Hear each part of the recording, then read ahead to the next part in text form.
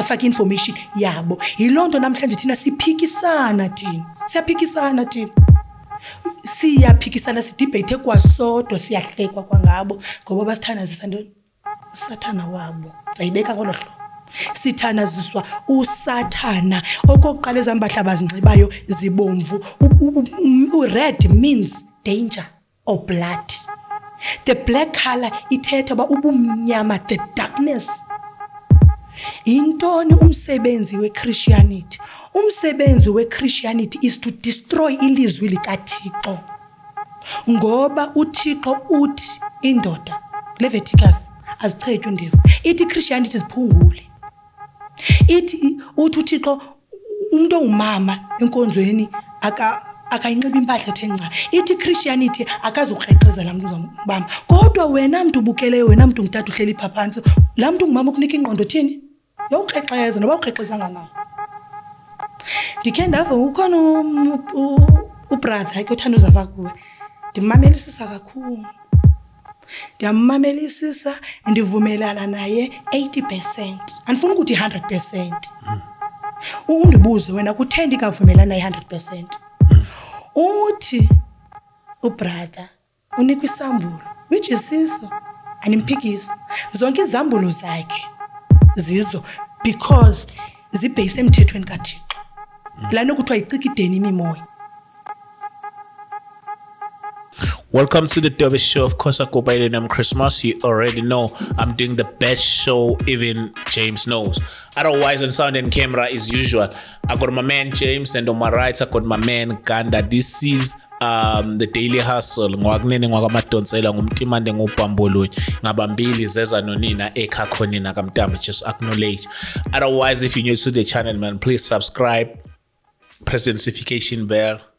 Also join the membership. Don't skip the ads.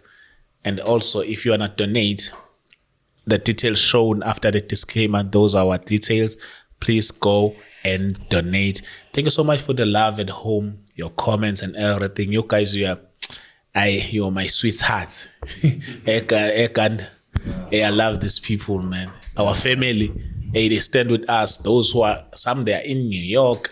Ngithi eventually ukuthi hayi mangithi ngilele bengifonele ebusuku bathi hayi Chris ngithi sekusile ngithi yebani UK where else Nigeria bakhona nabase yini konje island ne nabo khona nalo wase Canada hey like thank you so much, guys. We really love you and we appreciate your love and your support. I know that you will die for this channel, and thank you so much for the prayers. I really appreciate it. Otherwise, I don't want to belong. It's God's time, but James will tell me the time, so I will know exactly if maybe I'm on grace. James, please, my brother, tell me the time because I have to know. My brother, we're on grace. Oh, we're on grace. It's God's time. Hey, James, I love every time when you're on grace. I love every time when you're on grace. Itata, ngixelele man, lithini kahle ixesha. We on grace baba, ixesha likaThixo. Oh, ixesha lika Yesu. Hey, ndiyabulela mntakwethu. Otherwise, hey, ngihleli nomama uyingelosi ndi-invite i-angel. Because ngiyabona ukuthi ani ngithatha serious ngithake ngi-invite i-angel ndibeke apha phambi kwenu yabona uyayiqonda ke ngoko mama ngize ngenye ke kulokho ngathi hayi ke ngithatha umama yabona ndibeke ingelosi apha mama siyabonga kakhulu ukuthi usuke konje suka ku Eastern Cape Eastern Cape hey awazi ulale khandilali ish inhliziyo yami iziba buhlungu sama songifunda sengifikile ngo-past 7 thi sengifikile ePark Station ngithi inkosi yami ish siyabonga kakhulu mama sicela ukuthi u-introduce emakhaya ukuthi ubani uphuma phi ke Okay ndiyazibulisela nami khona iBut Chris nani bubhuti nithetha nomama uNyathi igama lasekhaya ndingu-Onele kodwa apho ndipheka khona ndibizwa ngesiduko sami kuthiwa ndinguMadlamini ndingumfazi wakwaNyathi o isiduko sakho mama yini? Nguma isithakazelo. Oh. NdinguMadlamini. So apho ke ngoku ndivasa khona izitya kuthiwa Madlamini xa ndibizwa. La uvasa khona izitya. Apho ndivasa khona izitya kuthiwa ndinguMadlamini. Esimnandi isixhosa uvasa izitya ngani. Okay, well. Ndisuka eEastern Cape eTinarha. Kude ekhaya kuseBhayi. Okay. So ke iba into enye ke iTinarha neBhayi noko. Because isondelene. Ewe mina ngokuhlala umzi wami useTinarha. Kodwa ekhaya ukuzalwa ndizalelwe eBhayi. Ndingumxhosa abantu ningaboni inxobohlobo nithi hayi kwara. Ndingumxhosa qho. Ifani yasekhaya nguBheya, eyakulotata nguBhenya. Ndingumxhosa abantwini. Ndiyazibulisela ke. Hayi siyabonga kakhulu mama. Asivele singene kuyo Journey to Jesus. Uma ukhula ingane kanjani kuza kanjani ugcina sewamkela ke uJesu Kristu? Ukukhula kwami na ndathetha inyani zodwa. Ndikhule ngumntana ohlakaniphe kakhulu. Andifuna uxoka kwelo cala lanto kuthiwa umuntu akazincoma. Hayi mina bendizincoma. Umama onizalayo ke waba nomntana ondim. Zangaphinda benamntana emva kwami. Wedwa kokwenu. Ndidedwe ekhaya. Umama onizalayo ke ndikhule ingumuntu owayesebenza esibhedlele wayenesa. Esebenza esibhedlele ndakhula ke yazi ke umntana kudala ke xa ukhuliswe ngumama oyinesi no kuba spoiled brat. Thengelwa icici lakhe American Swiss. Engisafuna ukusho njalo. Ufaki ilokho yakho Pericardini uyiangel wesixa wedwa ke hayi. Uyaspoilwa. So ukhule kamnandi. So ukhula kamnandi kangaka kwenzakala kanjani ukuthi manje hayi ndishiya yonke lamacici neyiloko zePericardini atsaqubhozi kwenzakala kanjani awusithathe nje from the beginning? Ukukhula kwami mina kuthe xa sendifunda uStandard 2 mama waqala isinto zosela utywala. Wasela umama yangumuntu ongahlala endlini. Ndakhuliswa mina komakazi usister bakamama. Yangumuntu ongahlala endlini kuthiwa ebelapha yabazi kutywala buhamba nento zawo. Buhamba nomuntu utywala. Waswele kumama. So waphelelwa icareer manditsho. Wangumuntu nje umuntu usesela notywala obucheap. Obutywala kuthiwa zi5 inhlupha lento. Ndibeke mina ke esikoleni ngumntana ohlakaniphe kakhulu. Yaqalisa kuminto. Andayamkela. Ndakhula andayamkela lento. Ilanto ke amaXhosa athi umntana kanonkali uhamba njengononkali. Andithi umama mi role model nami ndenza the same thing. Ndiyeka isikolo ndiphuma ngapha nami ndiphuma ngapha nami ndenza lento yenziwa umama. Wasweleka umama. Usweleka ukamama andifuna uxoka zangabe nayo nesendo zingcwaba mama. Kodwa kuba ndisithi ndikhuliswe ngomakazi bamngcwaba. Hayi ke bathembisa omakazi bayi siza kugcina. Nyani ke abanye bazifezekisa ke izithembiso bagcina. I-treatment ayabinhle endlini. Akwabikho mnandi endlini ngoba kaloku mina onele ngulo ndikomparishwa nabanye. Kukho cousin sister abafundileyo abanezidanga ezixhonyiwe endlini. Kodwa sika onela sikho. Ndaphila ubomi bami. Ayikhatha short. Ubomi bomuntu ke buhamba nento zakhe. Phila ubomi bakho awusahlala ikhaya. Uhlala estrateni, wenza into zasestrateni. Umntana wentomazana ke wenza into ohlala estrateni, wenza into zasestrateni naphina. Akekho umuntu othi hayi akenza into zasestrateni. Izinto zasestrateni umntana wentomazana ohlala estrateni. Kwathi ngenye imini ndihleli ndihlupheka ndimbuza uThixo ba ndilila ndisithi Thixo obububomi bami xa sendifika ku40 years buzabe bunjani ndizabe ndinje na ndabe sendinomtseni abantwana ke nabantwana abangamantombazana ababini abantwana ndizibuza abantwana kuzawude kuthini ngabo abantwana baza kulandela umkhondo wami lo mna ndilandela ukamama kuza kwenzeka ntoni uyabona ke bhuti Chris uxelela inyani mntasekhaya ndiyafunga uThixo uyawuva umthandazo womuntu nobuhleli ngeliphi icala noba wenza ntoni uThixo uyawuva umthandazo womuntu kwathi ngenye imini kwafika umnyusisi kumathi hayi man kukho enye inkonzo apha ndicela ukuye kuyo le nkonzo nabaprofeti mhlawumbi uzawufumana iclosure ngento kamamakho ngoba yayinto yayinhlupha ngamandla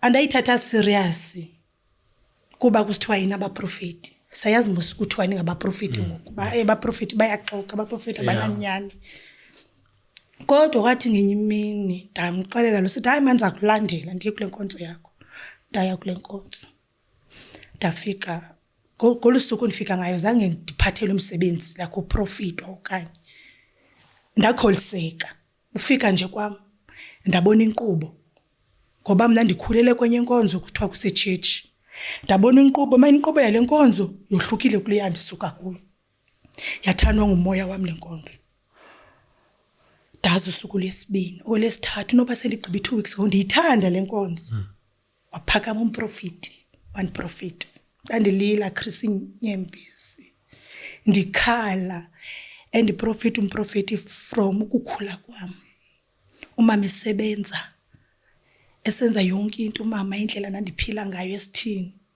dalila wathi umprofeti hayi ndicela usule Nyembezi ngoku isikhalo sakho sivakele ndaba lost ke make sivakele njani wathi umprofeti uThixo ukugqithise kwezazinto kuba ufuna ube kule ndawo kuyo namhlanje wathi umprofeti wathi umamakho into enzekayo kuye kukho imimoya eyavuswayo ilanto yabantu abathanda ukuhamba baye emangcwabeni afike umuntu athi vuka tamkhulu uvuka makhulu uyocela intsikelelo kuye kwenziwa lo nto kukwini so xa kwenziwe lanto la mimoya iyavuka xa ivukile la mimoya iyanxiba umuntu inxibe umuntu imnike ezinye ingqondo ke ngoku that's why ubona banifundile kulo family nifunde niphangela 2 years 3 years kube kumuntu ophalalayo osela utywala otyi drugs ahambe khonjwa umuntu ukuthi hayi ambona lo bhuti lona wayefundile unezidanga unento ethile ilami imoya ivuswayo lokukhamba uyocela emathuneni ucela emathuleni lami imoya iyaphakama ngoba into eniyenzayo nina niyapha la muntu kwathiwa kuye rest in peace nifike nina ningxole phezukwethu nidisturb ipeace lena aphakama imimoya ke ngoxa iphakama kayisaphakami kakuhle because akalalanga kamnandi lamuntu uyaphakama la muntu walandela wathi umprofeti kumkodwa kuyo yonke lonto ayisingumuntu usuka ngaphandle luvusa la mimoya ukufaka usembizeni ngumuntu olapha efamily okwazi uyivusa la mimoya kodwa ngoku uThixo uthi mandithi kuzohlangula wena kula mimoya into ofuneka uyenzile ngoku wena ufuneka utshintshe indlela yokuphila iye kuphila la ndlela benthe umuntu unendlela zakhe Kristo ophila tshintsha indlela zophila ngoku uthandaze ndithandaze njani kwathi wayeka yonke into eyenzayo buye uzothandaza uzambona umuntu lo wenza lento lemimoya lo muntu uvusa lemimoya hey thathi ndilelo ngabonye ubusuku Chris ndaphupha ndibaleka kodwa ukubaleka kwami ndanyuka nangathi ngaba bantu baya kwi-Apollo lanto is astronauts ndayofika kule ndawo ndingekayazi namhlanje bakuphi Chris ufika kwam kwathiwa kumjonga eMpumalanga ndajonga eMpumalanga ndabona kuhlela ingwevu amaxhego ayefaka impahla ezimhlophe enendebe esimhlophe iskin sabe ngathi cotton wool ngathi xa umbona nje ngathi ndafika kukho lamaxhego ndafika kukho umgama kwathiwa jonga ngapha eNtshonalanga xa ndijonga kula mgama eseNtshonalanga ezantsi ndafika kukho abantu abangomama babembatha impahla ezimhlophe beqomathele bejonge eMpumalanga nabo kule direction ajonge kuyo lamaxhego kodwa into eyayifihliwe kumbubuso babo babanjani but dabavezelwa baba istructure sabo banxibe intoni nendivu ezi nomama babejonge phansi bona ndingabubonisa ubuso babo boba ngabantu abanjani. Kwathiwa kumjonga kweli cala langaphi kwi-left yakho ndajonga ndafika kukho izithuthuthu zazizide zinezibane ezikhulu ezikhazimlayo Chris zazilayite ezo zibane ngiyakwazi nozijonga. Kule ndlela ngapha kuhamba kwezi zithuthuthu kukho amadoda akhweleyo ahamba kwindlela pha ayahamba lamadoda akhwele kwezi zithuthuthu. Kwathiwa kumthatha isithuthuthu sakho nawe thatha isithuthuthu ewe ndathatha isithuthuthu ndakhwela kwisithuthuthu ndalandlela le ndlela yalamadoda. Kwathiwa uqala namhlanje wena emhlabeni izantsi wonke umuntu othetha naye uzawukholwa into yenzayo. Ungazuqalekisa umuntu uqene ingxaki kuwe always wena blessa izinto sizakwenzeka. Ungaze nobucaphuke kanjani uqalekise umuntu uthethe kakubi ngoba ngoku unikwe amandla. Umuntu ongumama ongazaliyo ungafumani bantwana wena uzamphatha azale umuntu. Hey dothuka Chris hayibo ithetha ndoni lento. Ndisamarizile sendisemzini ke ngoku ndinotata wakwam. Ndisamarizile lentethe sendisemzini notata wakwam. Ngathi ngathi kancane nje ukudibana nobaba wakho besuya phambili. Ndibuyele umfa. Kancane. Udibana notata wakwam. Ukudibana notata wakho ukuthi yeah. Utata wakwam njengoba ndisithi mna kodwa ya kule nkonzo mose ndisiba ngolosisi hanyani bandibuyele umva kwenzela ba uzova kahle. Utata wakwam mna ndamphupha ndingamazi le nkonzo yonkonzo yasekhaya. Le nkonzo inkonzo endiguquke kuyo. Ndamphupha utata wakwam mna esizisa kumabekwa apho kwathiwa na umyeni wakho. Umyeni Mosina Chris ndisuka into ezami mina naxesha bayini. Into endifuna xa kukhulisa abantwana abayi2 naxesha lami kwathiwa na umyeni wakho nothuko. Umyeni wami. Hayibo. Kuhanjelwa ke ngoku inkonzo. Utata wakwam uhamba kwelinye ibala. Andimazi ngeke ndambona Chris ndimbone emaphupheni. Kuhamba ke ngoku uhamba kwelinye ibandla yena. Utata wakwam yena ngonibalisela kwakhe usuke kweli bandla kulo waya kwela bandla likulo. Kusithiwa umfazi wakhe upha. Hayibo. Wafika lo tata apho uvizithile kweli bandla ndikweli bandla. Ndaxelelwa Chris. Kwathiwa kumnanku lo myeni wakho xa ndisithe imani kulo mntu benimbonisiwe mose emaphupheni. Ndaphinda ndathetha nenhliziyo yami hayi what if lo muntu ngumprofeti because abaprofeti mose xa ungumuntu oguqukayo unalantu abaprofeti babona yonke into nenhliziyo yakho. Ndathi hayi what if lo muntu ngumprofeti uyayibona le nto lapha enhliziyweni yami mandiphikise. Ndayiphikisa lento. Utata wakwam ukuze ndidibane naye mna wanikwa iphone number kusister wakhe yami ndingayazi njani. Wancokola nami. Andifonela sancokola efoni athi mina tata andinaxesha lezo zinto mna. Mose thina sikhulele kwezi nkonzo zethu umtshata una value. If your chat you are wasting your time uzawubuya. Sikhule sikutshiwe mose kwezi nkonzo. Tata mna andinamdla walento ithetha wathi tata hayi mnami andikuforced ndithi khawucinge. Kodwa i-connection xa ndincokole naye imani inhliziyo yami vele bebhlungu iqaqambe Chris. Kasike ndiphinde ndimfonele ngoku. Kodwa osemathandweni impela. Kusemathandweni. Hayi Chris. Yazi uyibone nawe lento ndiyithethayo. Kaloku yandiva ndithini kaloku kwaconnect into phezulu. Angithi ngisho lokho phela ukuthi vele wena usuyalena nje but into ayisiconnectiwe vele. Dayi mane ndiyibaleka lento ndibaleka ndiphinde isifone nami. Ndibuza ithi hayi mani masizame. Ona usuyamfonela manje. Ke andisiyafonela ngoku uyacenga naye ndimane ndimqhaya mina.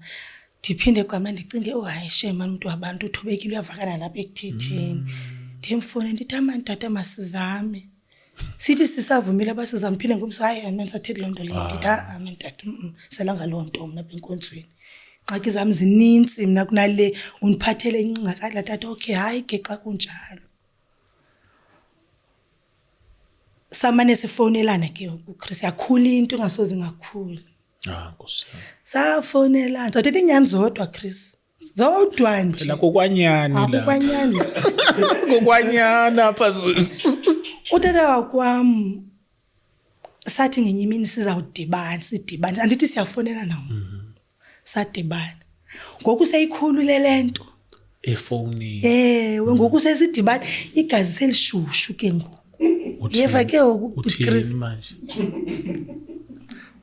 kanti kulapho ndiqala ukuconceive khona Igazi selisho. same time Nihlangana nobaba. sihlangana Chris Usokale umuntu ophansi.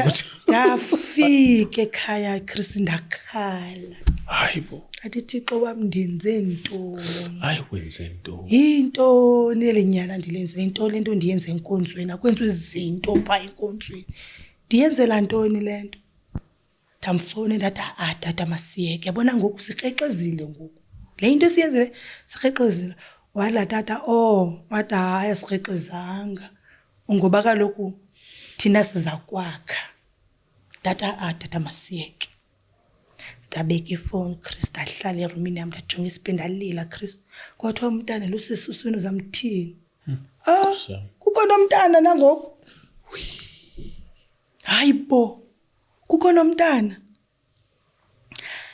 ndamfonela lo tata hey kukho into enzekayo apha kukho ivoice nimanithetha nam ingixela yonke into ngoku le voice ibuyabuza kuba umntana lusesuswini uzamthini wathi wathi la tata mamela lo voice wena kuyo yonke into yenzayo wena mamela ivoice that masizame ke sabe siyazama ke ngoku siyathathana ke ngoku ba umfazi nendoda kwanyanzeleke ke ngoku ukuthi ndimuve nabantwana bam laa nto ke emaXhoseni kuthiwa xa uyokwenda uhambi nabantwana bakokwenu andiyazi ke kuna noba nenza njani awuhambi nabantwana bakokwenu abantwana ubashiya kokwenu uhambe uyokwenda kodwa mna kwathiwa kuma bama ndihambe nabo ngithi lokho kuhlahla nasisi yabo kithi ngokwezizulu umuntu mangishada umuntu onezingane kumele ashiye ingane kubo kodwa mina siyahlukana mina I don't think ukuthi umuntu komele izingane zakhe isade kubo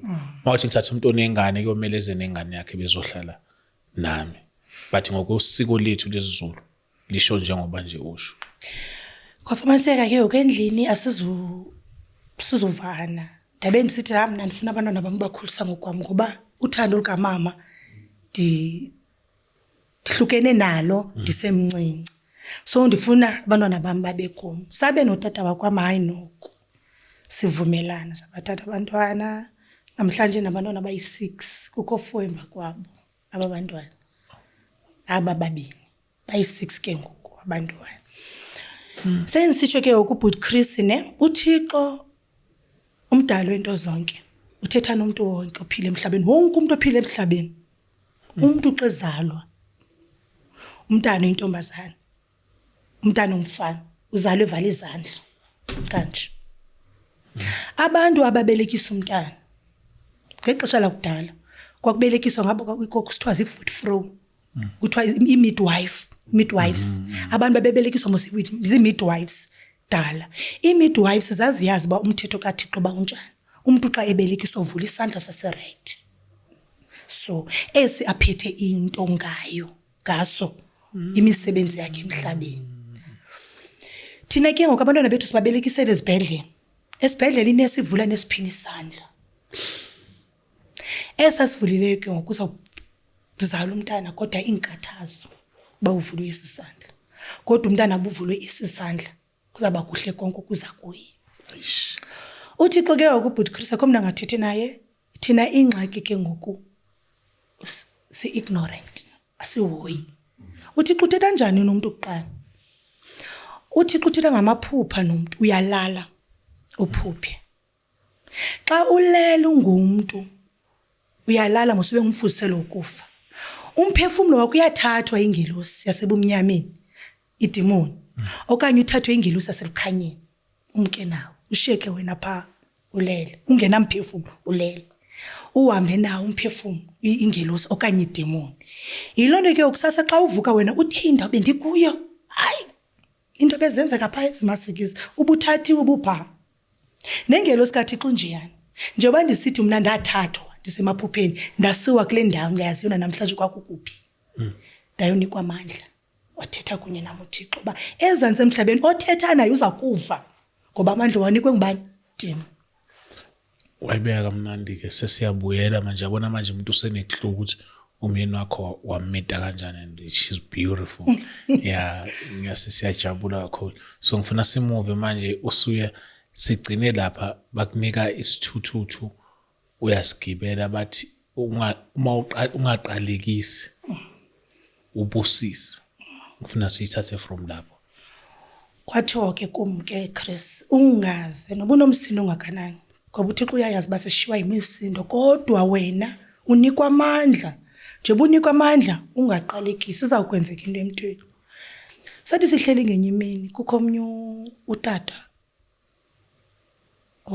wayesivulela i-account kwa okay ndihamba nomyeni wam lo tata ze kum athi hey ndisisithuko endlini umfazi wam unayo umntana watshata naye mna ndinabantwana it's been 12 years ngoku ndingabi nabantwana ethetha lo ngxaki kuthi sambuza thina notata bayi into yokuqala funeka ukholwe uyayazi uba uThixo ukhona nawathi tata ewenthi uyayazi uba uThixo ukhona tata hayi ke xa uyazi uba uThixo ukhona umfazi wakho uzaba nabo abantwana wathi ndathi ewe ngoku kwanguJune hayi kwangoDisemba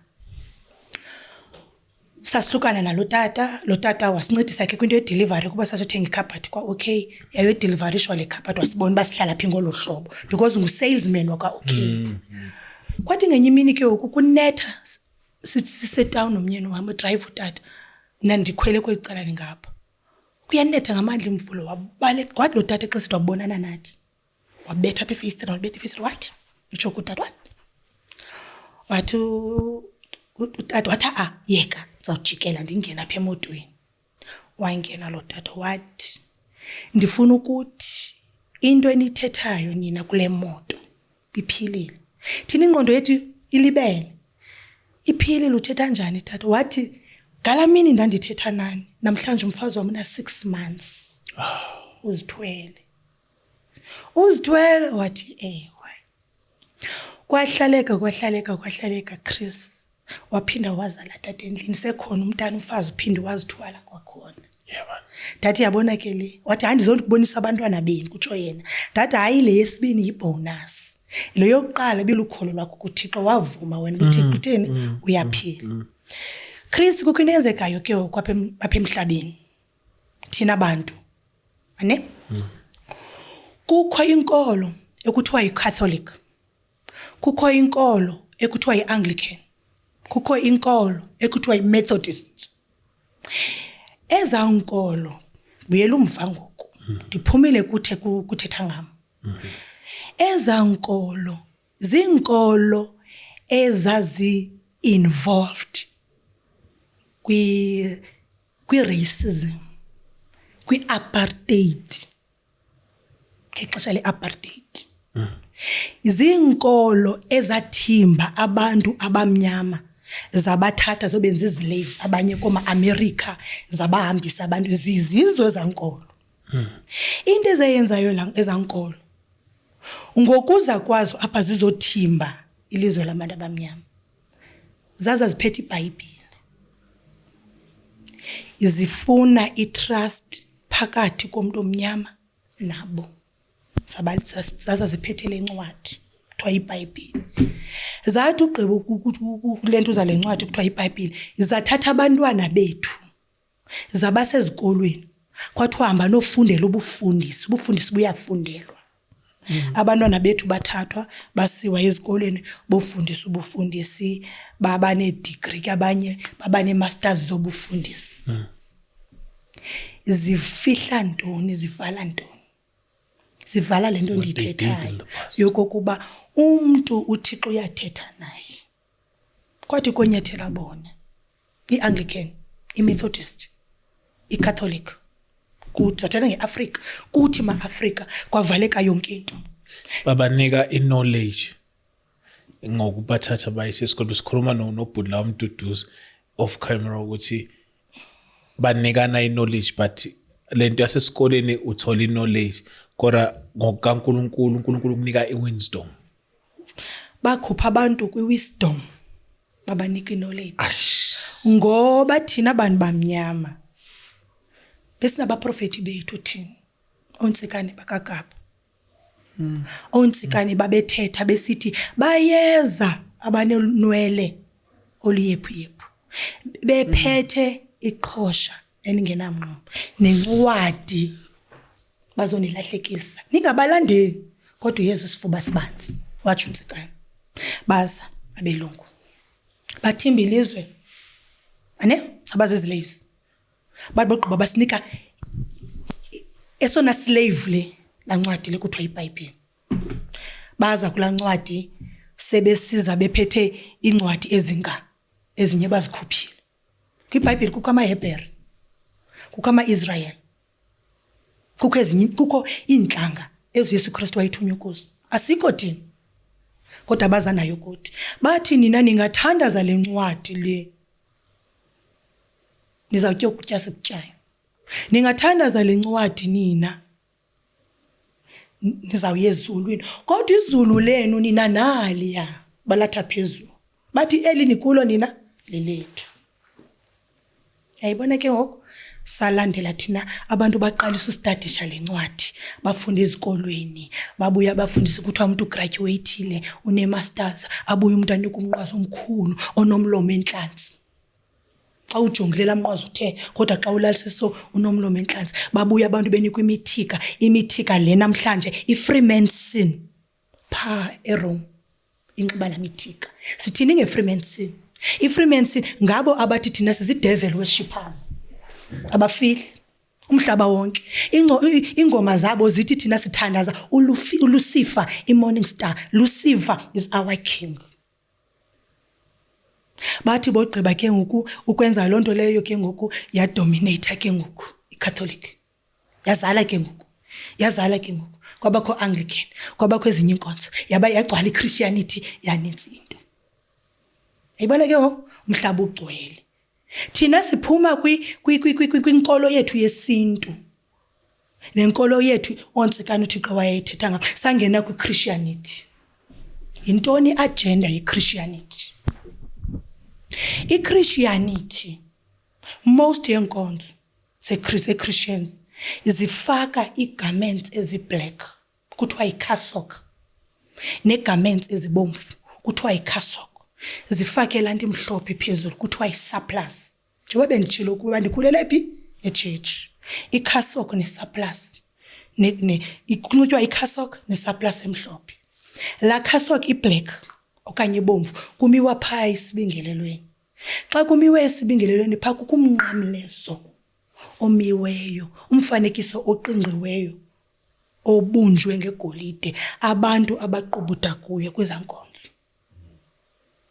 Kuqutyuda kulamfanekiso. Lamfanekiso usukaphi? Lamfanekiso usisithixo samaRoma iyeBhayibhelini ngasemva uchaziwe lamfanekiso. Lamfanekiso nguZeus. uZ bamtshintshile bamenza nguJ yaba nguJesus nguZeus isithixo samaRoma. Esasithixo awathi amaRoma uYesu Kristu xa esithi ndiyamka ndizawubuya xa besithi ngalomzuzu emkile uYesu Kristu masizeze lumfanekiso oqingqiweyo kwenziwa lamfanekiso kwathandazwa lamfanekiso waziswa kuthi lamfanekiso. Today iSatanist isebenzisa umnqamlezo. Today insizwe ezisetrongweni zisebenzisa umnqamlezo. Today thina siqubutha kuThixo sisebenzisa umnqamlezo sithandaza uThixo. Ayongulathixo wensizwe ayongulathixo weSatanist xa nathi sizawuqubutha the same thing equtyudwa kuzo iSatanist sithandaza yona nathi bayidisguisele bayithi bazana Yesu. Kukho ntoni ngapha ya? Ikho ntoni ngapha ya? Okokuqala kukho incwadi abazifihlayo. uEnoch utata omkhulu kaNoah akekho eBhayibhelini kodwa ngutata omkhulu kaNoah. Ukhona uNoah yena. uEnoch wabona umbono ngexesha lokugqibela xa uThixo ezazotshabalalisa ihlabathi ethetha ngomuntu omnyama. That's why Ethiopians sithandaza ibook kaEnoch singalandeli iChristianity. ngoba ngumbono before the judgment day. Bayikhupha apha eBhayibhelini, baza neBhayibheli, bafundani le. Ngoba babeyazi ba umuntu omnyama ngayazi inyaniso. Umuntu omnyama ngayazi inyaniso yobuthixo bazoba ngasemva ilizwe elilawulwe ngabantu abamnyama. Bayikhupha yonke information umuntu omnyama. Bafaka amaHebhere. Bafaka information yabo. Yilonto namhlanje thina siphikisana thina. Siyaphikisana sidebate kwasodwa siyahlekwa kwangabo ngoba basithanazisa ntoni? Usathana wabo. Sayibeka ngolo hlobo. Sithanaziswa usathana. Okokuqala ezambahla abazinxibayo zibomvu. Red means danger or blood. The black color ithetha ba ubumnyama, the darkness. Thina sinxiba zona sime pha esibingelelweni. Silayite izibane, siqhumisa incense. Eza incense zenza ntoni? Simanipulate abantu. Ingqondo zabantu. That's why namhlanje ubona kweza nkonzo. Kuyafiwa kungcwatywa qho. Kuyaphalalwa Chris. Kuyaphalalwa kwezo nkonzo. Ngoba eza nkonzo zenza nepractice yeHalloween. Lanto kuthiwa iHalloween. Xa ku celebrate Easter ay celebrate. Eza nkonzo qho ngomvulo. Sivuka siye emangcwabeni ngo-12. Zime phayana zikhululile ke ngokulingaphezulu imhlophe. Sinxibele ibomvu nalimnyama zithi sizomvusa bazovusa uYesu emangcwabeni. Ilanda is the same thing eyenzwa iHalloween. iHalloween kukinto edla ngo celebrate ukuthiwa iHalloween. Bahamba baye emangcwabeni balayite eza candle. It's the same thing. Qha usathana yena udisguisile ke. iChristianity intoni umsebenzi wayo? Ngeke sizibuza. Mase researcheni khona uGoogle man. Zonke into zikhona zifakwe apha. Akhona ingekhoyo kuGoogle. Intoni umsebenzi weChristianity? Umsebenzi weChristianity is to destroy ilizwi likaThixo. Ngoba uThixo uthi indoda Leviticus azichethwe ndevu. Ithi Christianity ziphungule. Ithi uthi uThixo umuntu ongumama enkonzweni akayinxiba impahla ethenca. Ithi Christianity akazukrexeza la muntu uzambamba. Kodwa wena muntu ubukeleyo, wena muntu ngithatha uhleli phaphansi, la muntu ungumama ukunika ingqondo thini? Yawukrexeza noba ukrexezanga nayo. iChristianity. iChristianity iphikisana nayo yonke imithetho kaThixo. Iyayiphikisa. Ithi ogqiba ukuphulule wena. Ithi hayi uThixo ufuna ulohlobo lilo. uThixo akakufuni ulohlobo lilo. Iza ulohlobo lilo uThixo akuguquke. Ubuthixo kukuguquka. Awukwazi ukuguquka uphinde ubuyele kulanto. Awukwazi ukuthi ilizwi kaThixo ndilivile namhlanje uphinde kwa wena uyaphuma wena uyokrexeza. Uyaphuma kwena uyocheba indevu. Azitrinywa inwele. Azitrinywa. If uyazitrima zisuse zonke. Ngoba kutheni yonke into kaThixo unemithetho. Yonke ithi into kaThixo inemithetho. Kutheni ukuba umuntu engafunekanga ba azitrime inwele? Namhlanje kukho ivideo esizibukelayo. Namhlanje kukho imovie esizibukelayo apha eTV ekuthiwa ziApocalypto. Funeka wohluke kwaba bantu, kwi-demons. Ungatrima inwele wenza umfuziselo wamademoni. Wenza ungumfuziselo wamademoni. Ungazisusa inwele uzitrime zibe yinqayi apha ufake nedayi uyiApocalypto iphelele. Usebe ulinganisa abantu amademoni. Ii-rings azinxitywa. I-ring yonke into kaThixo nomthetho. Xa kuthiwa into ethile, it's all about i-protector wena mthetho. It's not that ba akuyi ezulwini ngenxaba utheni unxiba i-ring, no. I-protector wena apha emhlabeni. I-ring ayinxitywa Chris umuntu othandazayo. Ngoba kutheni i-ring ine-codes. Phakathi ibhaliwe i-ring 19 carat, 18 carat, tonton diamonds ibhaliwe i-codes. I-codes ngezi ke ngoku i-satanist ebusuku ukuze zingene kuwe zikusebenzise. Siklika kwi-code iklikuwe.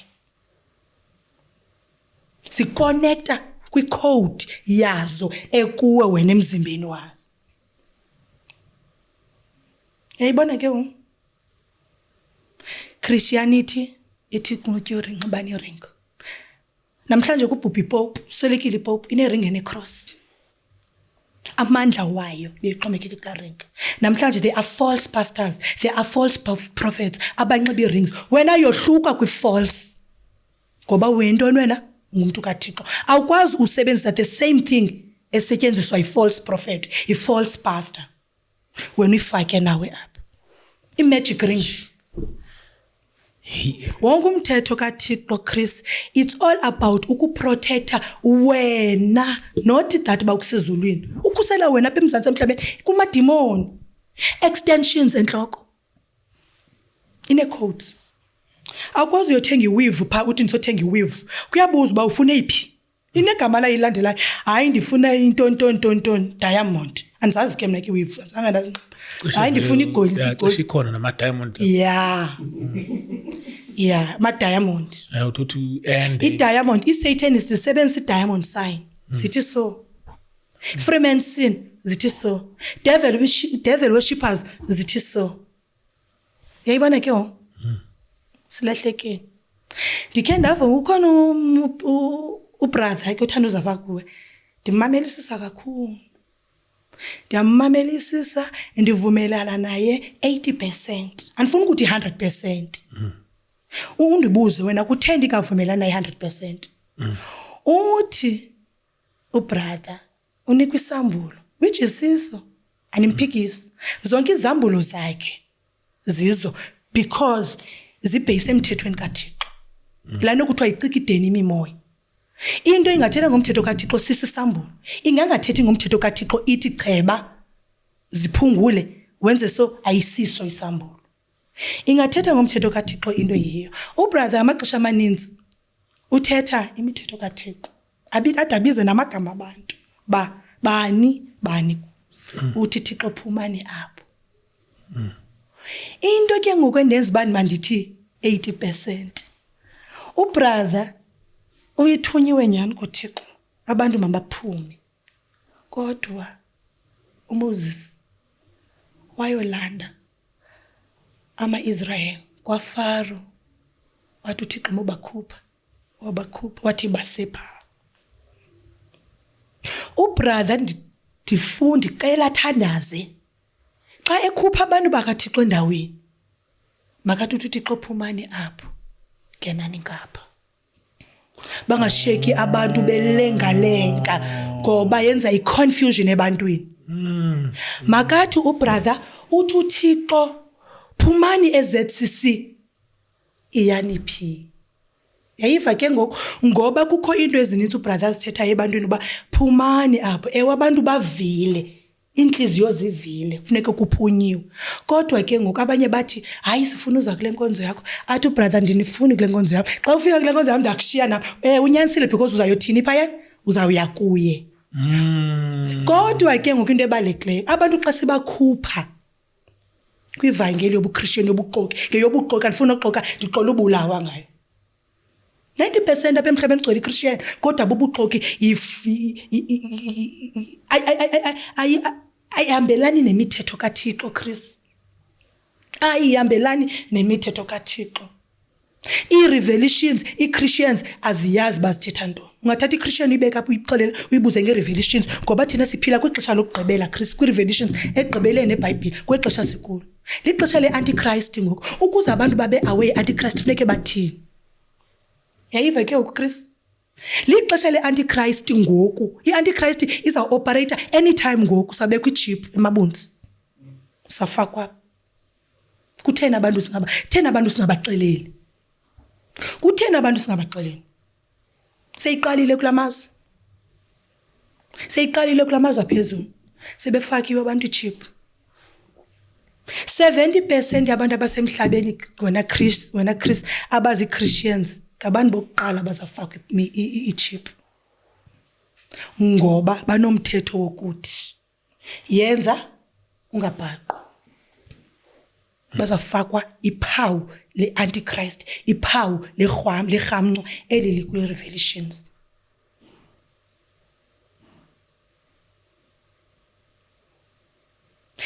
Lento bendithe umsebenzi we-Christians kukususa abantu kuThixo.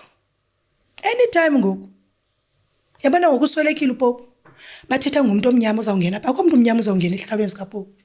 Akekho umuntu omnyama uzawungena ehlalweni. Umuntu ozawungena yi-Antichrist ngoku. U-Antichrist xa engena uzawungena againe i-trust kuthi bantu xa engena kuqala. Simthande. Sithi awuyanceda lo, hayi yanceda lo mthetho, awuyanceda lo mthetho. Wathi ogqiba ke ngoku athi ke ngoku nje bekukho abantu abangenela abantu befuna i-protection fee zemali. Singebenza njani ababantu? Kuthiwa bofaka i-chip up. Bofaka i-chip ebunzi. Umuntu angazokwazi ukuthathela imali yakho. Uzawuvela uthi wena xa ubhatala, uzawuvela uthi xa ubhatala. Bagenile i-trust ke ngoku. Ngothini? Bazakwenza ingathi ba-protecta thina. Besisa kuSathane. Ii-celebrities zanixolela zonke ii-celebrities nomlilo wazo olindiweyo. Ngoba okokuqala before ukungene unikwe ideal intoni. Usayina ngegazi lakho phayana. Kuza into eyi-tablet so. Hayi bosisi. Yabona xa utestwa isigulo esivedlela kuzinto eyi-tablet so phayana ufike kuthiwe phayana usayine ngegazi lakho. Thengisa umphefumulo wakho ke ngoku. Uzayifumana ifame ke ngoku. Uzayifumana imali ke ngoku. But ebusuku ke ukawulali uyavuswa. Banokwenza i-rituals. Uthi usayinile. Ngalokho usayinile i-rituals and akhonto unoyicontrol emzimbeni wakho uyacontrol because umphefumulo lo wakho uthengiwe. Umphefumulo operateayo ke ngoku kuwe ngowantoni? Ngowe demons. That's why ke ukuba bona abanye beme pha umuntu uyimillionaire uthi I'm living my dream.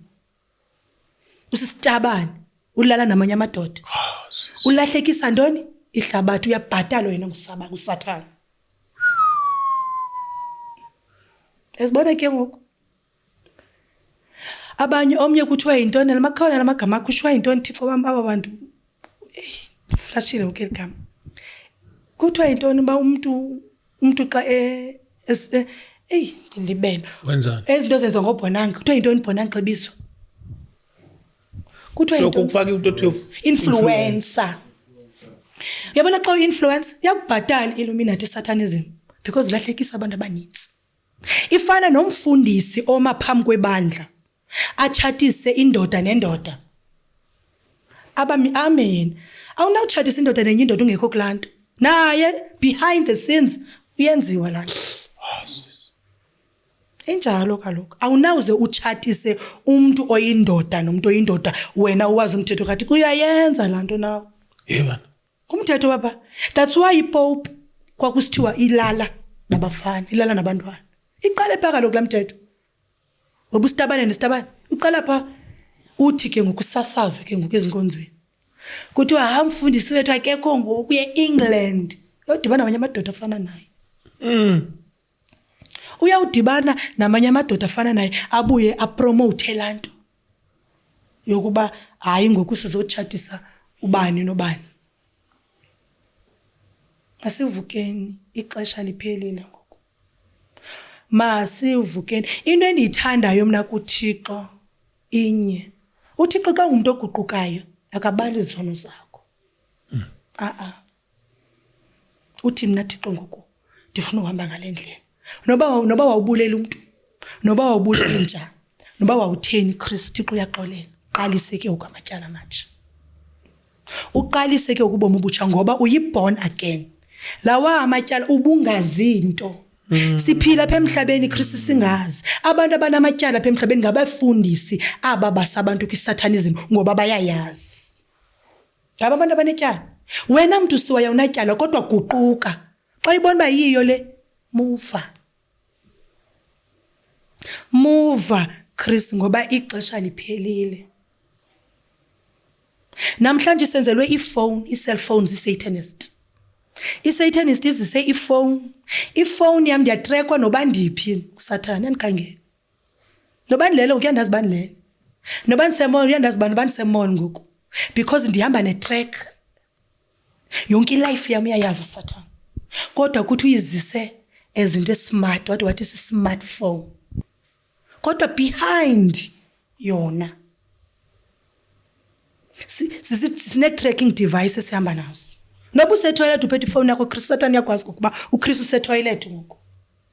Noba uphumile ngoKristu wayebaleni uSatan uyayazi ukuba uKristu usebaleni ngoku. Zonke Kristu ezimezi phezulu komhlaba zezakhe uSatan. Noba singathini, noba singathi ihlabathi likaYehova nenzaliseko yalo, kodwa zezakhe uSatan. Okokuqala sibuyela umva, uSatan uYesu Kristu wamlandela esentlango eyozila 40 days. Wathi uSatan kuYesu Kristu first yokuqala, test yokuqala, ukuba ungunyana kaThixo, jika lamatye bezisonke. Wathi uYesu Kristu umuntu akaphili ngasonke. Yakwazi ukuphila nangamazwi asuka emlonyeni kaThixo. Wathi owesibini uSatan wathi if ungunyana kaThixo umthembele uThixo ziphose apha kule ntaba uzawuthumela izingelosi zakhe zizokuhlangula. Wathi uYesu Kristu uThixo kalingwa. Eyosithathu wathi zapha. Umbeke entabeni phezulu wathi jonga ikingdom. Wayithi uSatan wathi jonga yebo le kingdom yam. If ba wena uguqe kum zakunika le kingdom. Wathi uSatan kuYesu Kristu. Yesu Kristu wamphikisa. Zangathi Yesu Kristu ayoyakho le kingdom.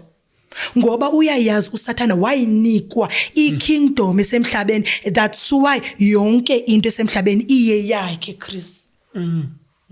Wathini bantu uJesu Kristu? Mayiphendula. uYesu Kristu kaloku zangaphikisane naye Kristu ngoba uyayazi kakade ikingdom yakho ayinikwa. Wacela ke ngoku uYesu Kristu wathi mina ndizolanda abantu apha emhlabeni izantsi ndizobabonisa ilizwi kaThixo. Wathi uSathana kwakule kingdom ndithi yeyam nami ndizaguqula abami ngegama lakho. Ngoba abantu baguqulile ngegama lami abazonilandela zabafaka ezinkonzweni. Xa ndibafaka ezinkonzweni ke ngaba bazathi makuxexezwe indoda mayilale ninye indoda. Yabona ke iphikisana nemithetho kantoni ke kaThixo. Wathi uYesu Kristu umuntu ozawuthandaza uThixo ngenyene nangenyaniso uzawulandela umthetho kaThixo. Ithi iBhayibhile thanda uYehova uThixo wakho inhliziyo yakho yonke ngomphefumulo nangengqondo ngumthetho oqala. Owesibini ufana nawo, thanda umelwane wakho njengoba uzithanda. Xa ndikubona ke ngokwena brother Chris yalahleka ke ngoku ndisithi kuhamba brother Chris kaziyeke ezindefu. Ndiyakucela kuba umthetho kaThixo uthi ndiyakuthanda okanye ndakulahlekisa. Ndiyakuthanda. Ngoba ithi uThixo mandithanda umelwane wami. Xa umelwane wakho umxelela ilizwi likaThixo uyamlahlekisa Chris okanye uyamthanda? Uyamthanda. Kuka befundisi ke ukabathi man brother Chris sichebe abushiye ezi. Uyakuthanda la mfundisi? Akakuthanda ukulahlekisa. Bathi ke ngoku xa bebuya ke ngoku befighter back because bayathanda ufighter. Umelwane wakho ingaba uyamthanda na? Xa enikwa umthetho kaThixo wena ubuye uthi hayi lo mthetho awuhambi ngohlobo uthi. Ithi iBhayibhile azichethwe indivu. Uthi wena hayi ziziphungule. Ithi iBhayibhile azitrinywe inwele. Uthi wena hayi mani yenza. Siphila kwigrace. Igrace it's like democracy. Idemocracy leyibulela ilizwe. Idemocracy leyibulela abantwana bethu. Nathi siyabulawa yigrace. Asikwazi uphila kwigrace. Funeka siphile ngokwemithetho kaThixo ukwenzela ba ingelosi zezulu sikwazi usigcina sicula zingelosi thina. Umuntu xa ezalwa uzalwa nengelosi kukho nedemoni ecam kwakhe. Ukhula nala ngelosi ukhuna nedemoni. Yilanto ke ngoku umuntu ongakhonziyo ukwi-risk yokuthakatha yoba idevil worshipper ngoba akamseve uThixo waselayitini uzawuseve uThixo wasekukhanyeni. Amademoni azakuthatha azakusebenzisa. Amademoni azakunika ii-ideas. uSathana uza kuvizithela uSathana afikulela uSathana athi uSathana ndithengisele umphefumulo wakho. Thina ngento endiyaziyo masesuka nakum. Uza kuthi uSathana bonke abantu bathengise imiphefumulo. Uyafika uSathana kubo. Abathengisi nje. uSathana uyafika umnelele athi ndithengisele umphefumulo wakho uvume emaphupheni kusasa selungise abantu abaza kuthatha bakusekweza ndawo. Yonke into iqala emaphupheni Chris. Yonke into notya inyama zabantu notya inyama uphupha usitya inyama utya inyama zabantu ufundisa uthakatha. Bovuka ngela xesha ukhalimele lami imoya uthandaze. Umuntu odalwe nguThixo amaxesha sebusuku umuntu othandaza uThixo u12 u3 ngawona amaxesha abalekileyo. Funeka umuntu avuke uthandaze imimoya le ihambayo ingakuthathi ngoba iyakuthatha imimoya imke nawe. Ikusemkhathini imimoya. Uphupa uthi hey benifiphupa kulana ibethiwe igubu upha. Libethiwe usemkhathini ubupha. Umuntu othandaza uThixo uzawuphupha athi isithi sambulo. Ithi into ethile because uyawazi amaxesha okuthandaza. Asela ngizorelax apha emhlabeni. Sibe busy bubunewu. Sibe busy zemoto. Kukho imoto ezingathengwa noba wena Kristu wena ungabane 10 million ngoku. Awusoze uyayithenga iLamborghini.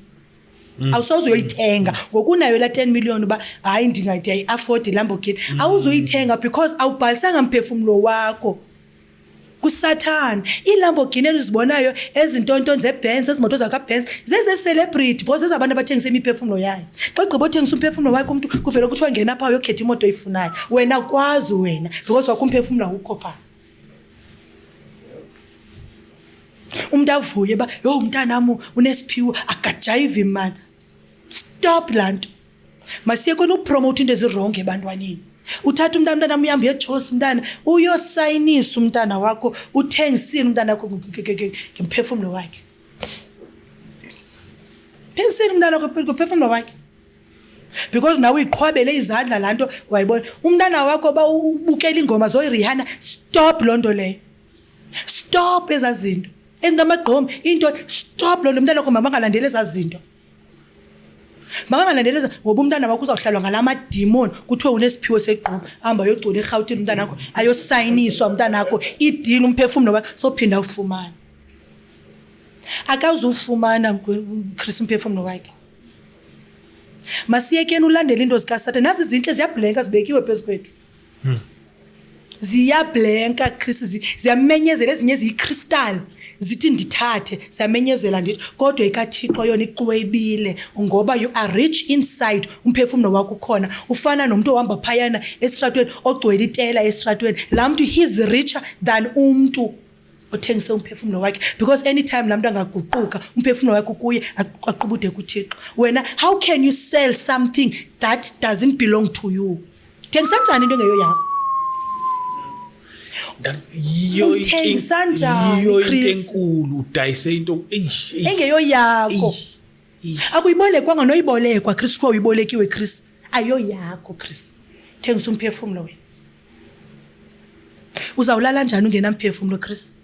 Awulali because ukufumana nje kwakuphanyazo wozele nje kancinci siyafika iSathane siyakuthatha akonwabi.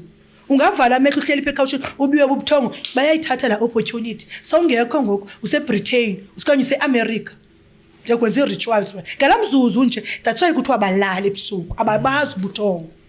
Kodwa sis iIlluminati iwugqibile umhlaba Chris. Iwugqibile uthando lwemali nefame. Kuthanda imali kuthanda ubucwebe nathi ichazwe kwiRevelations ekugqibeni abathandi bemali.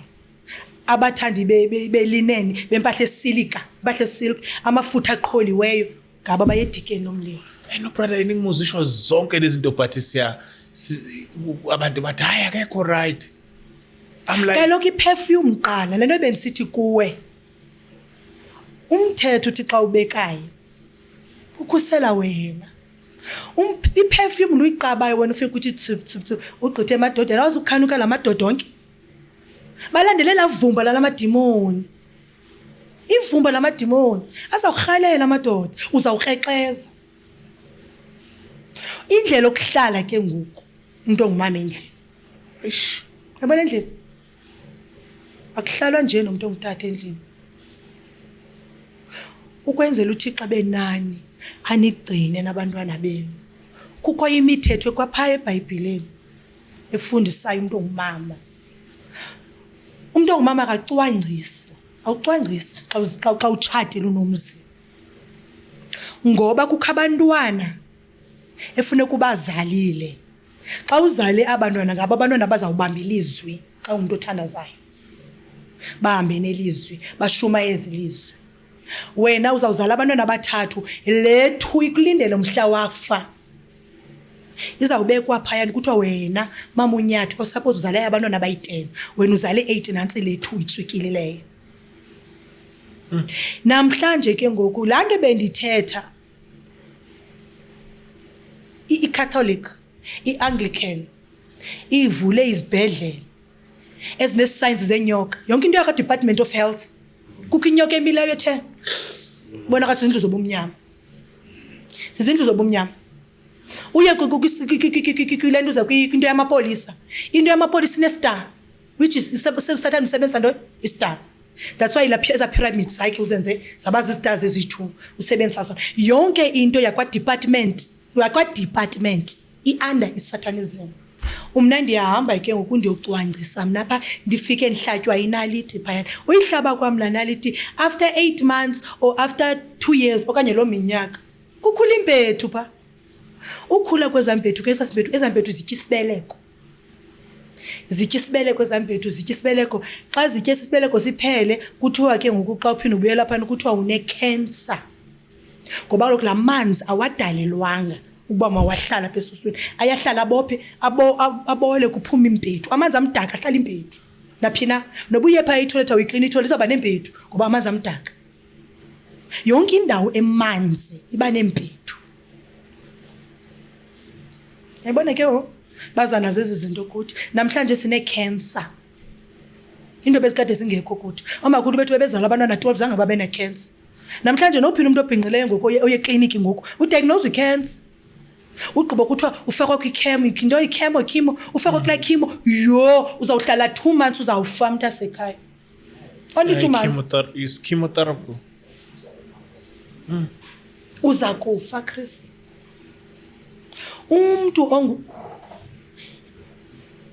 Umntu ongutata nokuhlala kwakhe endlini awuthi xa unabantwana endlini umuntu ongutata ungafumaneki bekhe wayithetha omnye umfundisi ncokola naye kufuneka kube khona kwi-presence zabantwana bakukhula kwabantwana ukhona lityala kuThixo indoda engodliyo ifamily yakhe lityala kukho amanye amatyala othi xa wabona alight but lityala kuThixo lityala ifana nenye into ke ngoku kodwa ndiyazi abantu bazawulwa nam yabona into yesithembu bazawulwa abantu lelo besithi ngumthetho kaThixo unesizathu.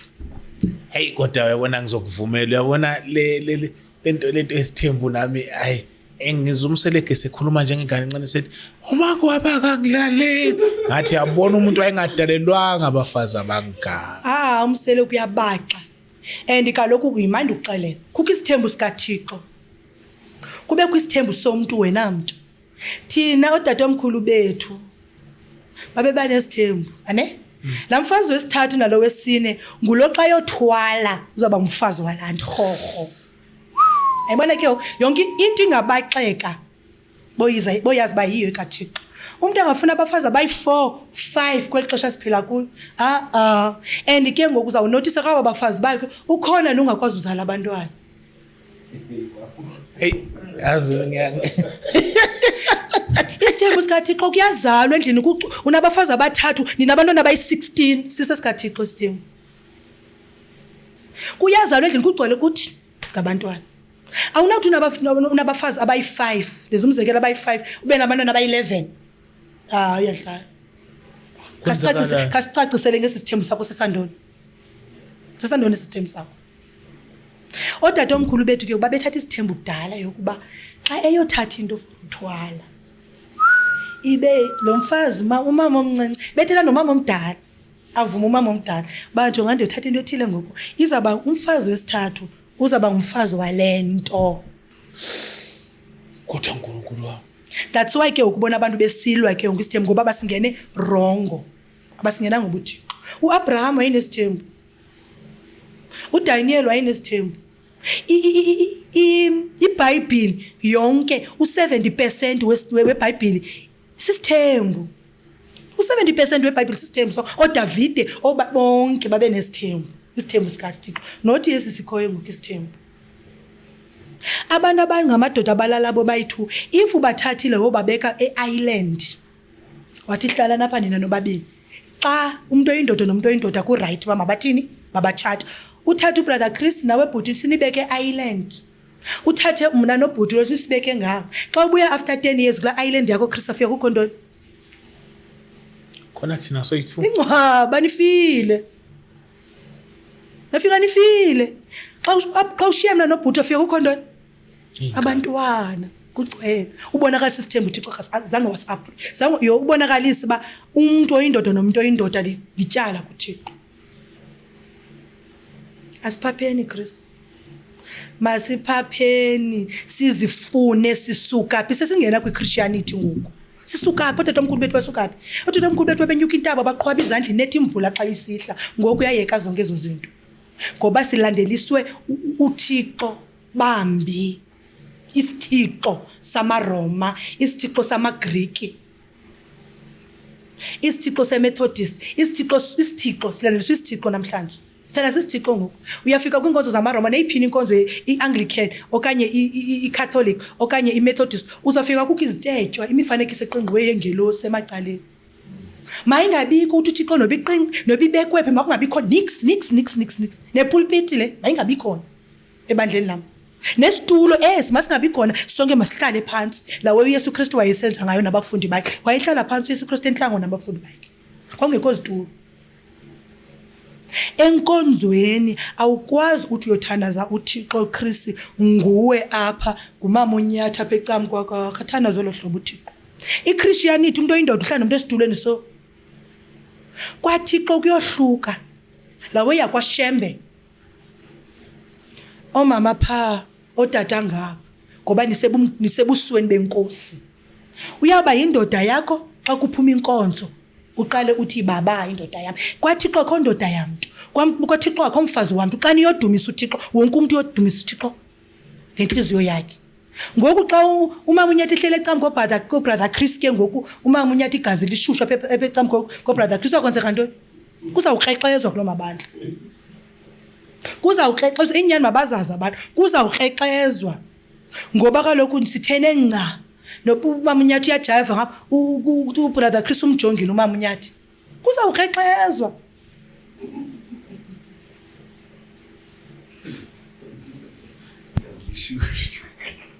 Sacela ukubuza. Buza bhuti wami. Ngifuna ukuba kancane. You mentioned indaba kaNtsikane.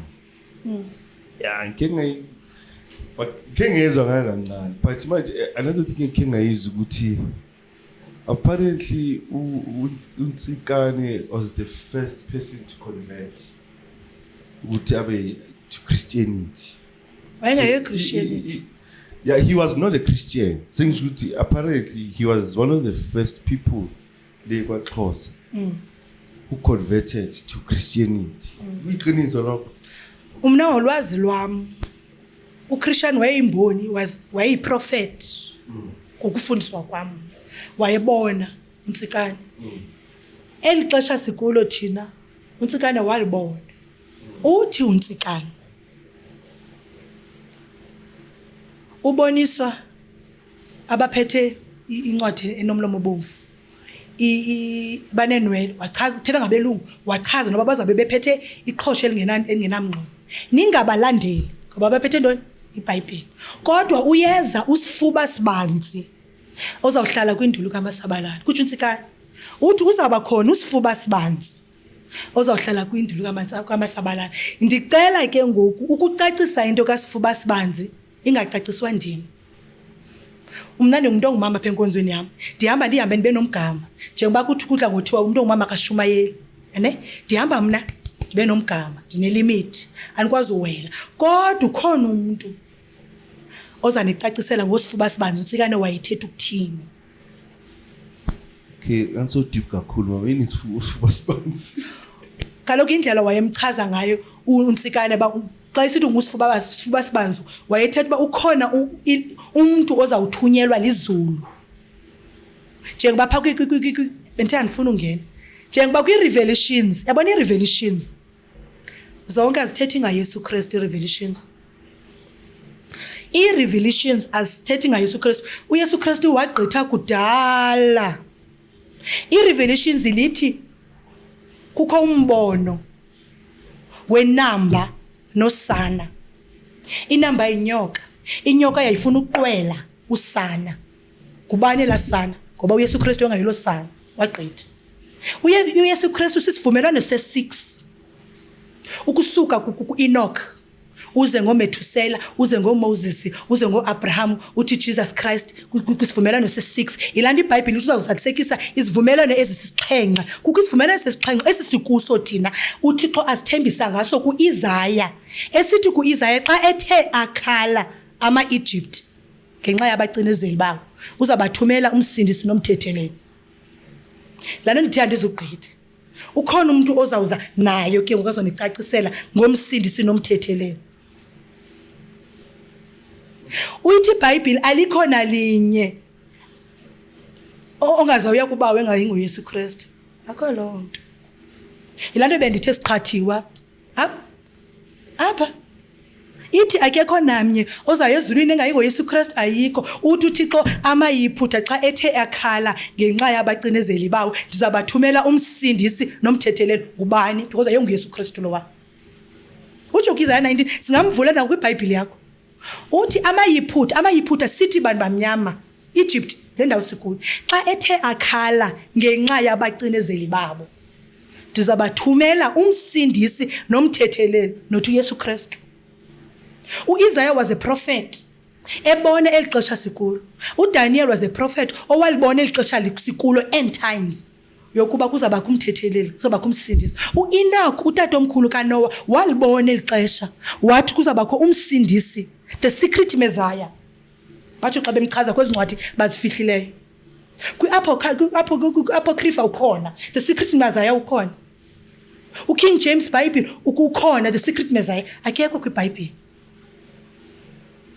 Kukho incwadi abazithathayo bazibhenisha. Aba bantu balwela iChristianity, iChristianity mayidominate umhlaba wonke. Waza nento brother Chris engekho yapha eBhayibhelini bathi ayiyo. Ngoba kutheni bafakwe la ngqondo ukuba into engekhoyo apha ningayimameli nakubani na bayikho apha. Bandithi mina hayi umsindisi uhlile uzothiwa isikhangela apha eBhayibhelini. But ke ngoku incwadi zamaJuda apho Yesu Kristu wayekhona. Zithi uJesus Christ xa ebuya again uzawuthiwa reborn again, uzaphinda azalwe. That's why kwiRevelations kuthiwa umntana wayezawutyiwa yinamba, inyoka yayifuna uqwela, umfazi wayemithi umntana. Kubani lo mfazi? Because uMaria wayegqithe kudala. Kubani lo mfazi? Masike sihlala utyeni iRevelations ngoku. Sike siyeke isinxibo nentoni nokuba indevu sithi iRevelations sityhilelo esisikuzo ngoku before kwivalwe incwadi zithi. Sithini? Ngoba iRevelations zabhalwa nguYohane umfundi kaYesu Kristu owokugqibela ukufa. Babulawa abafundi bakaYesu Kristu bonke oPetros uSimon babulawa kakuba, abanye baxhonya, abanye basuswa intamo, bathiwa kwashiye kuYohane. uYohane uyathathwa uyobekwa esiqithini sePatmos, nayo uyathotsharishwa, wobekwe entlango ziAntichrist, bombeke entlango. Uthi phayana ke ngoku Yesu Kristu kuzawude kube nini? Usithi uyabuya ngoba wamka ngamafu wathi uzawubuya ngamafu. Kuzawude kube nini? Usithi uyabuya. Bafilo Petros, bafilo abafundi bakho bonke kusheke mna sekhutshwe amehlo ngaboni uYohane esiqithini sePatmos. Wabonisa iJerusalem isehla isuka thumela umoya ozoba umduduzi. Yeah, 13:20. Waboniswa iJerusalem isehla ivela ezulwini ilungiswe njengomtshakazi ulungiselelwe indoda yakhe.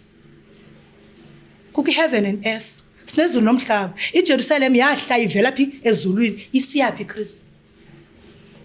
Xa ingayizulwini yaphi? Ayizimhlabeni? Izemhlabeni. Zonke izinto wazibonayo uYohane wazibona zizakwenzeka apha emhlabeni ngoba wathathwa yingelosi yambonisa yathi zonke ezi zinto zizakwenzeka ingekafiki imini enkulu. Athi ingelosi kuye zonke ezi zinto uzibonayo zizakwenzeka iJudgment Day ingekafiki, kufuneka zenzekile izinto senzekile. Asazivale ngomoya ukuthi ufuna ukuthinta indaba yezangoma ngazi kanjani. Iyabona izangoma Kristu ukuxelela inyani. Yabona kwexesha siphila kulo ngo. Siphila kwixesha lokugqibela. Kwixesha lokugqibela uThixo uyazidiliza izinto ezinezothe ebusweni bakhe. izangoma phelile ixesha lazo. Abantu abathwalisa abantu liphelile ixesha labo. Uzamgqibela umuntu enemali ngoku ngomso kasenamali Chris. Izangoma ezo. Omnye athi ndiyaguquka, omnye ahambe umuntu. Xa uguquka wena Chris awunawo maphambi kwebandla. Xa uguquka uyaguquka uzifune. Awunawo maphambi kwebandla. Ufika ufunxibile kwethe nca, ujive no. Lana ukuthi umuntu omama kami phambi kwebandla. Akakaguquki lamntu umoka uThixo. Iyabuya impendulo Chris ayizoba kudala. Impendulo yomoka uThixo iyabuya kumuntu othi ndiyaguquka mina ayoma pha ajive stage. Iyabuya. America imoke uThixo. Chile iHollywood. Ngenxa yomoka uThixo iHollywood umuntu ebengu MC kuye umuntu obhinqele uthe this is ungodly country. After 48 hours yakwi flames America ngoba imoke uThixo. IBrazil kwenzeke ntoni benze ithole legolide aphakama iflat adiliza. You don't mock uThixo. If ba awilandeli imithetho kaThixo sukuthuka yiyeke wena wedwa phuma wena sufaka omnye umuntu because we are mock uThixo. Ngamoka uThixo Chris azibuya impendulo sibe buhlungu. Yabona izangoma sizawungenwa ngumoya ophambana ngoku oshwaza ingqondo izangoma abakaveli. Yabona lo waseqaliswa kuko ngoku because into ayenzayo ngoku uya analyze ngoku eleke mntu uthetha ngezangoma abuya phendule into engaphendulisiyo. Xa uzazibuya guquka wena noba abantu bangabaphezulu kwakho Chris uyazazi wena bufuna ntoni. Noba bangathi brother Chris angaguquka brother Chris uphuma ngokweselibhiya uyazazi wena uzuphendulana ayiphenduli lana ngoba uyazazi uba wena uyaguquka uzama inhlambululo kuwe uzama uba ngcwele. Ungaphendula Chris uyafighter. Ulindele nje umuntu ozawuthini Chris South Africa yonke is under ku-Illuminati. Ilizwe lonke under Illuminati. Kwa izindlu ze-RDP esizinikwa ngugovernment zeze-Illuminati yezenze loba zikwazi usicontrola. Kwi-RDP ye-280,000 under Illuminati ngoba sathengwa nguSathane. Wathi ngabantu bama bazabakhela izindlu zabaphezulu kodwa phakathi yalawula uSathane. Umntana wami la nikwazi ukuthi hayi kuyi. Ebeleke emapoliseni. Umuntu ongumama akakwazi unqandwa umuntu ongutata. Umuntu ongumama ugibisela qala impama. Umuntu ongutata athi umuntu ongutata xephindisela amosele ngoba uvele wamtyhala wapha phansi chithe kubuthixobo. Fika ingqondo ke ukuyedemoni yokuba hey wenze ntoni thatha lo muntu umgqumele agqumelele umuntu ongutata. Sibuya ingqondo segqumelele benze imistake pha baza bahlali ke kuthiwa ubulele iserial killer. Iqala ngubani la? Urhulumente umuntu ongumama ingxaki. Indoda yahlonitshwa itsho neBhayibheli uThixo wami mina indoda yami. uThixo wendoda yami nguThixo nguyindoda yami enemithandazo kuThixo for mina. Soze ndibe namithandazo mina kuThixo. Nguyindoda lindigcinayo endlini efuneka xa ithandaza iguqile ithi Thixo iba nomzwami iba nomfazi wami usikelele nomzwami. Angikwazi ucela insikelelo nomuntu ongumama. That's why uThixo kuSolomon wamfikele emaphupheni wathi thetha nantoni na into ndikwenzele yona wacela ubulungu kuSolomon. Zangaye abafazini bakaSolomon waye kuSolomon buqu nami endlini yami kuze ndiblesswe funeke ndithobele indoda yami. Bayithi masibheke ngapha madlami masibheke ngapha. Bayithi masibheke ngapha madlami masibheke ngapha ndingathi andizi na ndizoyenza loo nto leyo. Ubiza amadimoni ke ngoku. Yonke into enomthetho kaThixo Chris. Kwa amagama i-brands amagama edemons eziya. I-brands esizinxibayo thina hayi i-brand yakwa Nike ijonga uNike ngokukhuphe isneaker esinegazi labantu. Kukho isneaker esingenileyo ngoku esi-red and black sakwa Nike phaa kulaa ndawo ibhlenka ezantsi igazi labantu. Nokutya akufuneka sitye yonke into. Ii-restaurants McDonald's obani bayasichazela nabo benza kwi-adverts zabo. Inyama zabantu zityiwa kwezi restaurant iburger i-chicken burger sizityayo iburger ezingaka zosityaza udaba untontoni zisuka phi? Ivenkile ezizimileyo zonke o-Edgars, o-Woolworths, American Swiss, zonke zezakaSathana, Chris. That's why singayazi namhlanje who owns Edgars. Uyava xa kuthiwa kukho i-CEO. Yasemkhathini. Who owns Woolworths? Uyava xa kuthiwa i-CEO yaka-Woolworths. Yasemkhathini. Masithandazeni thina xa uThixo adilize izinto ezinezonke. Kuzokwazi ukuvela umhlaba omtsha nezulu elitsha ngoba eli xesha likulo lizawugqitha kuthiwe lixesha lakudala. Singathandaza Kristu thina, singathandaza thi Kristu, siyeke uThixo wesithixo. uThixo uzawuvula indlela.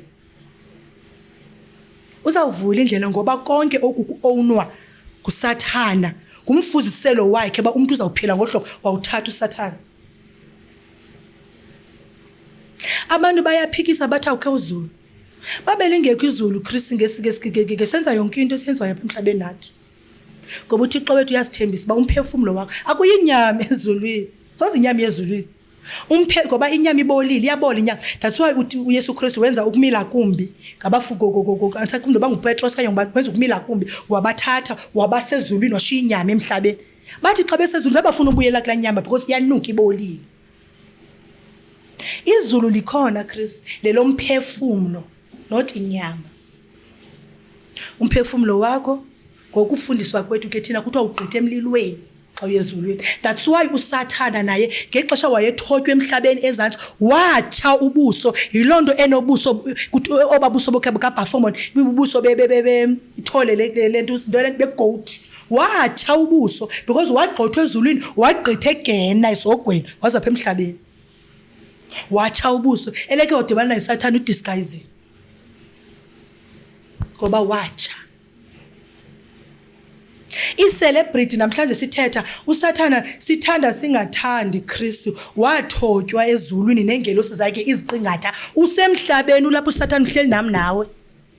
Abafuna uyothengisa umphefumulo wabo baya kuye straight andikuxoxeli Kristu.